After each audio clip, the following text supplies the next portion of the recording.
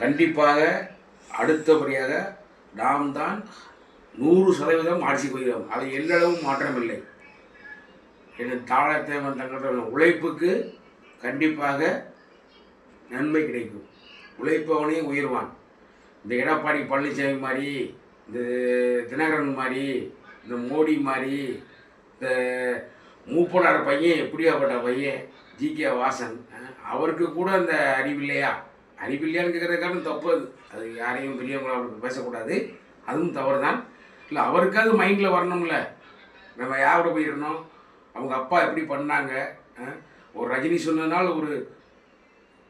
சொன்னனால் மாற்றம் இல்லைங்கிறது சொல்ல முடியாது. நேரம் நம்ம வந்த கூட்டணி அப்படி அமைஞ்சது, அதுக்கேற்ற மாதிரி இந்த அம்மாவும் தப்பு பண்ணியிருந்தாங்க, அதனால நடந்துச்சு. அதனால ஓகே, அது கோர்ட்டு தீர்ப்பு. கேஸும் நம்ம போடலை, சுப்பிரமணிய சாமி போட்ட கேஸுக்கு நம்ம அன்பளம் நம்ம அடுத்து நம்ம ஒரு ஸ்டெப் எடுத்து அதை பண்ணோம், அவ்வளோதான்.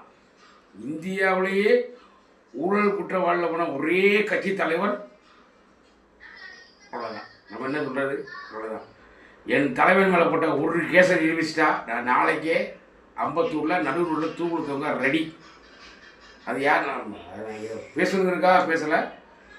கருணாநிதி மேலே ஒரு கேஸ் போட்டு ஏதாவது ஜெயிச்சிட்டாங்க அப்படின்னா, இல்லை ஜெயிச்சிட்டாங்க இல்லை, அவங்க சொல்லுவாங்க அறிவியல் ரீதியாக பண்ணுறான், அறிவியல் நாங்கள் நல்ல மக்களுக்கு நல்லது பண்ணுறோம், அதை நீங்கள் அதில் ஒரு இதை எடுத்து பேசுகிறீங்க, அவ்வளோதான். ஆனால் இன்றைக்கெல்லாம் எவ்வளோ பெரிய திட்டங்களை சொல்ல போனால், இன்றைக்கி சென்னையே எப்படி இருக்குன்னா அதுக்கு காரணம் என் தலைவன்.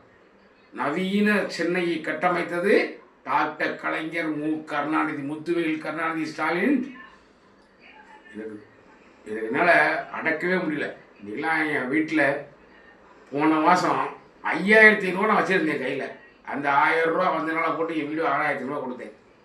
எப்படி டேஸ் ஆகுது? இல்லைன்னா நான் 2 நாள் திருப்பி வண்டிக்கு போகணும். என் தலைவன் ஒரே நாளை முடிச்சிட்டானா? எப்பேற்பட்ட தலைவனை கிட்டுக்கு இந்த கட்சி திமுகவில் இருக்கும் ஒவ்வொரு தொண்டனுக்கும் நல்ல பெருமை உள்ளது. எந்த கட்சிக்கும் இப்படி ஒரு மரியாதை கிடையாது, இப்படி ஒரு வரலாறும் கிடையாது.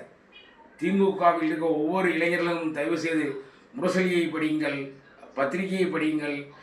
எனிஒன் எந்த பத்திரிகை டெய்லி பேப்பர் வாசிப்பதை நிறுத்தாதீர்கள். பேப்பர் வாசிப்பதே எங்கள் வரலாறு.